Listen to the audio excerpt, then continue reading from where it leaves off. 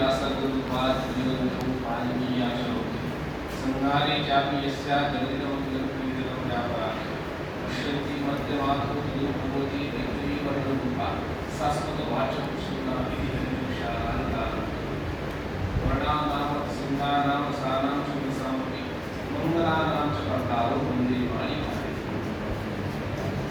जयति विशाल जयति विराट और सर्वे मां शांति विद्या की प्रावलर में आज विभागत द्वय के सहयोग से संस्कृत भूगोल विभाग द्वारा इस एक दिवसीय विद्वत संगोष्ठी का जो समायोजन किया जा रहा है ये अपने आप में एक दो विषय को एकत्र करके स्थापित करते हैं। क्योंकि वर्तमान की दशा क्या है, वर्तमान का जो आज 21 सेंचुरी, तो हम लोग हर चीज को प्रैक्टिकल देखते हैं, प्रयोगात्मक रूप में देखते हैं। जो चीज हमारे सामने है अगर वो सही है, हमारे मानकों के अनुरूप मतलब नहीं तो राइट, अदरवाइज रॉन्ग। तो ज्योतिष जो है अपने आप में एक विद्या तो है, एक शास्त्र तो है, लेकिन उसका जो इंटरप्रिटेशन किया गया है, उसका जो वर्णन किया गया है वो खाली कुंडली तक सीमित रखा गया है, उसको खाली विवाह की पद्धति तक सीमित रखा गया है, उसे खाली मुहूर्त इत्यादि तक सीमित रखा है। भारतीय ज्ञान परंपरा में या हमारे पास जो भी ज्ञान के स्रोत है उसमें एक होता है वेद, और वेद को समझने के लिए, उस तक पहुंचने के लिए उसके 6 अंग हैं, जिन्हें कहते हैं वेदांत।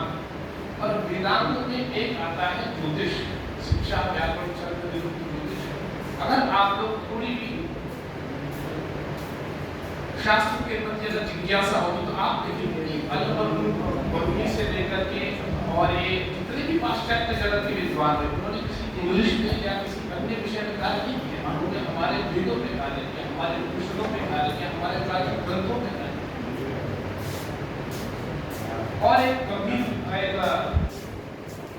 बड़ी बात कहने जा रहा हूँ, भारत को जगत गुरु कहा जाता है। अब जगत गुरु जैसे क्या है हमारे पास, आज तो हम जगत गुरु है, हम लोग कहते हैं भारतीय ज्ञान परंपरावादी है, पिछड़ते हैं, ज्यादा टेक्नोलॉजी पे फोकस नहीं करते, शुरू है, फिर भी हमको जगत गुरु कहा जाता है। तो जगत गुरु इसलिए कहते हैं कि हम लोग ज्ञान में श्रेष्ठ, ज्ञान संपन्न थे। हम लोगों ने बिना किसी उपकरण के, बिना किसी सहायता के वो कार्य कर दिया जो आज की आधुनिक वस्तु नहीं कर पाए। या आज के वस्तुओं ने हमारे आज परंपरा, ऋषि परंपरा ने वो सब चीजें बहुत पहले कर दी।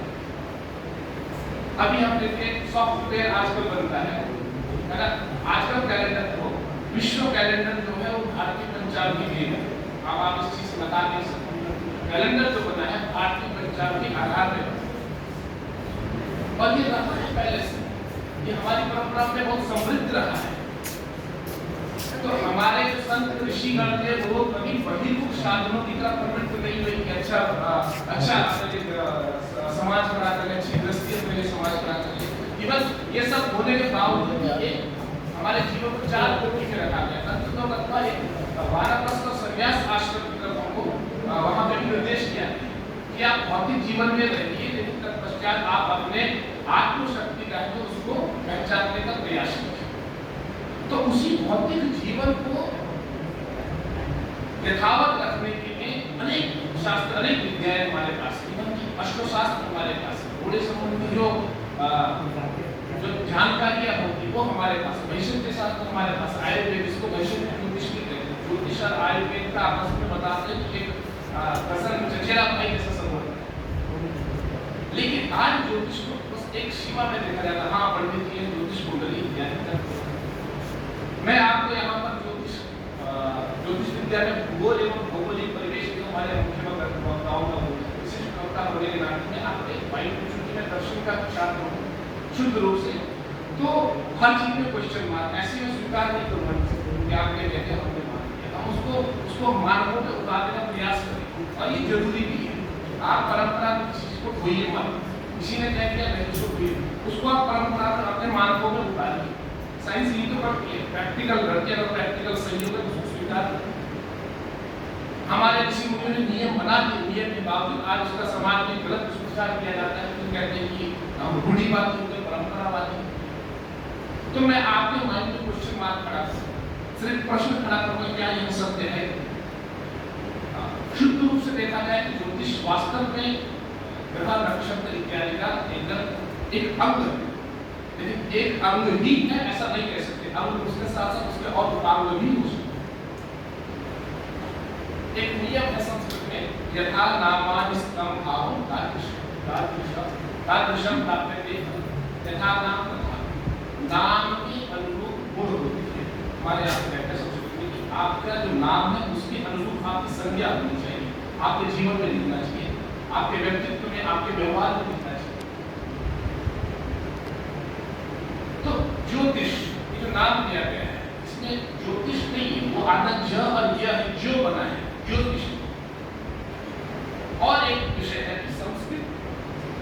मैं बार-बार इस विषय को क्योंकि मैं मेरी जो शिक्षा दीक्षा हुई है कुछ अकेडमी से हुआ, कुछ बनारस हिंदू विश्वविद्यालय से, अनेक मंचों में जाने का गुरुजनों के आशीर्वाद से सौभाग्य मिला, साउथ विद्यालय गए तो उन मंचों से हमने यही सीखा कि बाहर के जो भी फिजिक्स वालों के साथ हम लोगों का ज़्यादा वो होता था, शुद्ध रूप से आधुनिक दर्शन वाले उनके साथ ज़्यादा शास्त्रार्थ शुरू करने की होता था। तो हमने यही सीखा कि वो लोग किसी चीज को बिना प्रमाण के स्वीकार नहीं करते। आप प्रमाण है वो एक्सेप्टेबल है, वो स्वीकार करने योग्य है, अदरवाइज वो गणना में नहीं। और मैंने अभी कहा कि यथा नाम तथा, अगर नाम की अनुरूप संज्ञा बनती है तो वो उचित।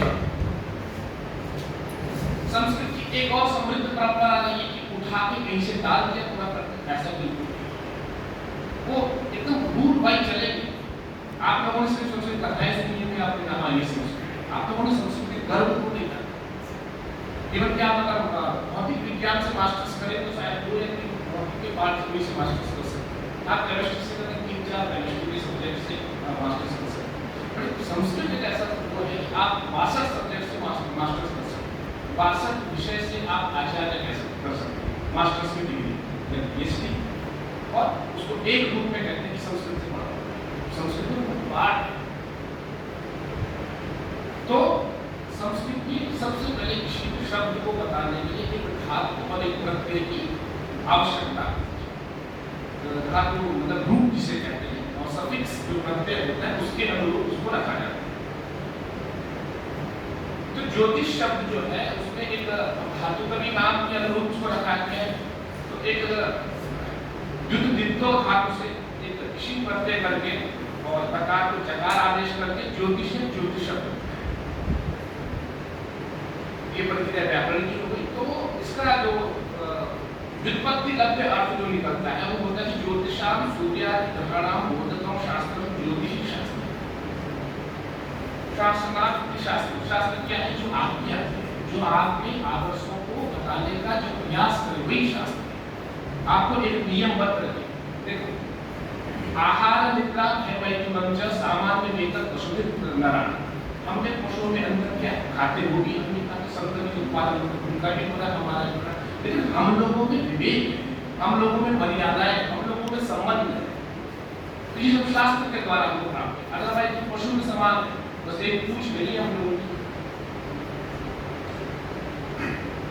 तो ज्योतिष शास्त्र जो है वो ग्रह नक्षत्र तारा है ना, जो आकाश गंगाएं गुरुताएं इनके प्रभाव का वर्णन करता है।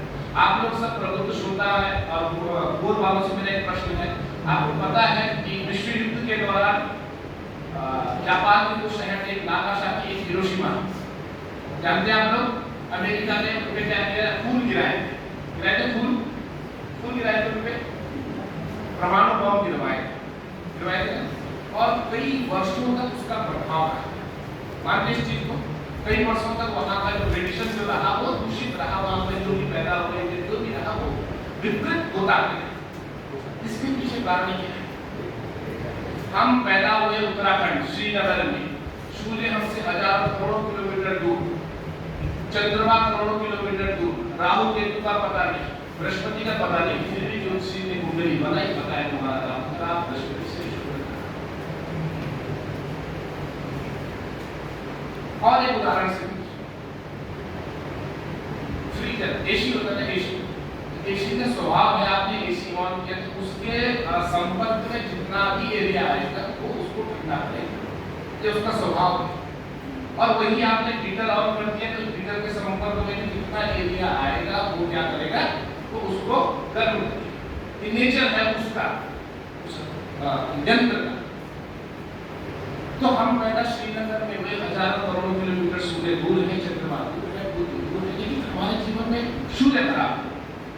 हम लोग प्रतिदिन ने खुद ही कहा था कि आपका चंद्रमा खराब है, फिर हमने बात करेंगे कि हाँ चंद्रमा मेरा ठीक है। तो अभिप्राय क्या है? अभिप्राय यह है कि जो हमारे मानक है, जो हमारे ग्रह है, उनका जो स्वभाव, उनका जो प्रकृति, जिस प्रकार से जापान के ऊपर गिराए गए जो बम इत्यादि थे, उनके प्रभाव से कई सौ कई वर्षों तक वहां पर जो क्या रहा, वहां पर विभिन्नता पैदा होती है। वैसे ही सारे ग्रहों का प्रभाव है, उनके संपर्क में जो जो जातक पैदा होगा, जो जो संपत्ति है। दीवार विश्वविद्यालय है मध्य प्रदेश में, 1980 के फिजिक्स डिपार्टमेंट ने वहां पे रिसर्च किया था कि ग्रहण होते हैं, ग्रहण के समय में अन्न जल का त्याग किया जाता है। और चूंकि वातावरण में कीटाणु बहुत है, आप सभी जानते हैं, तो ग्रहण के समय में वो कीटाणु जो है वो दुगने हो जाते हैं। ये साइंटिफिक है। अब दुगने हो जाएंगे प्लस उनकी जो मारक क्षमता है, कारण जो गणना करते हैं वो मारक क्षमता भी दुगनी हो जाती है ग्रहण काल के समय। और ज्योतिष शास्त्र में इस ग्रहण काल के समय में बताया गया है कि आपको कुछ भी नहीं करना है, जितना हो सके अपने आप में आत्मिक चिंतन करना है। आप उसको किसी भी फॉर्म में लीजिए, आप उसको मेडिटेशन के फॉर्म में लीजिए, आप जप कर सकते हैं, आप कोई किसी भगवान की स्तुति कर सकते हैं। ठीक ये हमारा शास्त्र और साइंस भी यही मान, बस बताने का प्रक्रिया थोड़ी भिन्न है। तो सारे ग्रहों का प्रभाव रहता है, हर ग्रह का प्रभाव रहता है। अब देखना यह थोड़ी हमारे लिए गंभीर बन जाता है कि आदमी भारतवर्ष में पैदा हुआ, उसका रूप प्रवृत्ति स्वभाव दूसरा। आदमी अमेरिका में पैदा हुआ, उसका रूप प्रवृत्ति स्वभाव दूसरा। आदमी किसी अन्य देश में पैदा हुआ, उसका रूप प्रवृत्ति स्वभाव बिहेवियर सब अलग। अच्छा, इसमें दो चीज काम है, इसमें एक प्रारब्ध काम है। बेटी छोटा सा बच्चा होता है ना, अभी 3-4 घंटे पहले जो बच्चा पैदा हुआ, पैदा होते ही हंसने लग जाता है, एकदम गला फाड़ करके हंसता है बच्चा। वो क्या करता है, रोता है। नहीं रोएगा तो उसको रुलाएंगे। और थोड़ी देर बाद जब उसको भूख लगने लगेगी तो भूख में क्या करेंगे, उसकी माता ने उसको दूध पान करवाया, बच्चा शांत। उसने गंदगी वगैरह की या मक्खियां वगैरह कुछ उसके पास बैठी, बच्चा रोया, उसकी सफाई की, बच्चा खुश। ठीक है, ये बच्चा तो अभी 4 घंटे पहले पैदा हुआ, ये भूख लगने पे रो रहा है, भूख इसकी शांत हो गई तो ये फिर शांत। शास्त्र कहता है कि इसमें प्रारब्ध बलवान होता है, जो हमारे प्रारब्ध कर्म होते हैं, कर्मों की 3 जो होती है, तो प्रारब्ध बलवान है। आगे ज्योतिष में एक तो दिक, देश और काल, 3 चीजें बड़ी मुख्य मानी गई है। एक दिक, देश, स्थान और एक काल, इसका समय, कौन सी जगह कौन सा स्थान में कब क्या चीजें हैं, ये ज्योतिष देश काल को ज्यादा प्रधानता देता है। और एक प्रारंभ, हमने आप देखिए अपने आसपास ऐसे उदाहरण होते हैं, व्यक्ति जब कुछ अकर्मण्यता उसके अंदर आके कुछ भी नहीं कर रहा, लेकिन फिर भी उसका जो दैनिक जीवन है वो समृद्ध होते जाता है, समृद्ध होते जाता है। तो इसमें प्रारंभ एक विषय। दूसरा विषय ये है कि ग्रह जो है, नव ग्रह की संज्ञा की गई, उनका एक स्वभाव है, एक प्रवृत्ति है, एक नेचर है। और उस टाइम पीरियड में कोई व्यक्ति के ऊपर उनका जो यहाँ पर गणनाएं सूक्ष्म रूप से की जाती है, इवन की माइक्रो सेकंड के हिसाब से घटी, पल, विपल, इन सब में गणनाएं की जाती है, कला वगैरह में गणनाएं एकदम साइंटिफिक रूप से उसको उतार करके आपके सामने प्रस्तुत किया जाए। अब फैलाव उसका किस रूप में होता है, समाज को किस रूप में परोसा जाता है, ये हम लोगों की हम लोगों ने उनकी स्वार्थ ये चीजें उसका हमको दुष्प्रभाव जो दिखता है समाज में, ज्योतिष एक व्यावसायिक माना गया है। ये हम लोग भी ग्रस्त होकर के जाते हैं ऐसे ज्योतिषियों के पास। तो भूगोल से मैं ज्योतिष शास्त्र को पूर्णतः भूगोल का एक परिपाठ है। तो मैं ये आपको बताना चाहता हूँ, कोई आपको पूछे कि भूगोल एवं भौगोलिक परिवेश ज्योतिष का संबंध कैसे, तो हर तरह का नेचर। सबसे पहले ज्योतिष का जो बेसिक जो फॉर्मूला है वो देश और काल है। एक मतलब दिशा, स्थान, देश, एक मतलब वो एरिया, वो क्षेत्र, स्थान और काल मतलब वो समय, उस समय पीरियड। अगर समय पीरियड सही तो उसको हम काल है। तो कोई भी जातक, कोई भी चीज अगर भारतवर्ष के अन्य किसी देश में माने तो वहां पर खाली सूर्य का नेचर है कि राजा बनाना, अच्छा वैभव प्राप्त करना, एकदम बलशाली बनाना उसको, है ना। ये चीजें आपका प्रश्न बनेगा कि भारतवर्ष में तो बोल की, लेकिन भारत से इतर जो अन्य देश है, अन्य राज्य है, वहां पर क्यों नहीं? तो यहाँ पर क्षेत्र विशेष का विस्तार कभी पढ़े हुआ है। इस प्रकार से बर्फीले इलाके के पक्षी जो है वो उनका एक अलग स्वभाव है, और उष्ण इलाके के जो पक्षी उनका अलग स्वभाव है, समुद्री जानवरों का अलग स्वभाव है, सबका अगर आप भूगोल वाले पक्षी से समझ सकते हैं। वैसे ही है ज्योतिष, वो गणना वही कर रहा है और उसका पैमाना जो है वो दूसरा है, और भौगोलिक क्षेत्र में जो उनका पैमाना दूसरा है। और एक चीज मैं बता दूं, इसी के साथ में अपना अंतिम क्लियर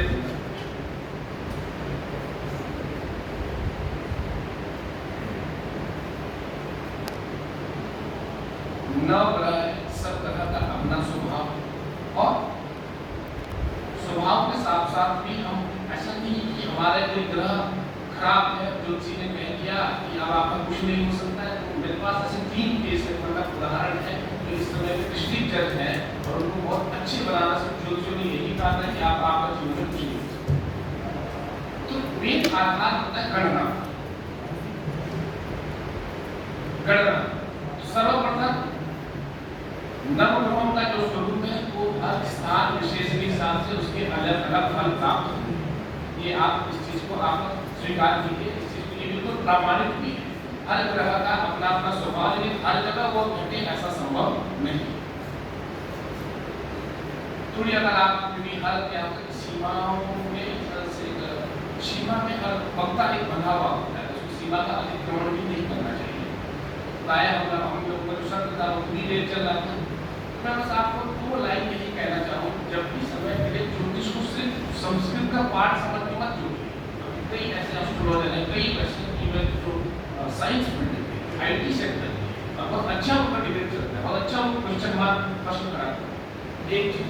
दूसरा मैं कहना चाहूँगा कि हमारे पास जो भी ज्ञान के स्रोत है, कोई भी कपूर कल्पना आप किसी मन की थ्योरी नहीं उठा करके डाल दिया, लिख दिया 10,000 पन्नों की किताब, 4,000 पन्नों की किताब, उसमें रिसर्च करने की आवश्यकता है, उसको पहचानने की आवश्यकता है। बहुत ऐसे शास्त्र हैं हमारे पास। तो इन्हीं शब्दों के साथ मैं अपनी वाणी को विराम देता हूँ और आगे की कार्रवाई के लिए मंच जी को सौंपता हूँ। धन्यवाद।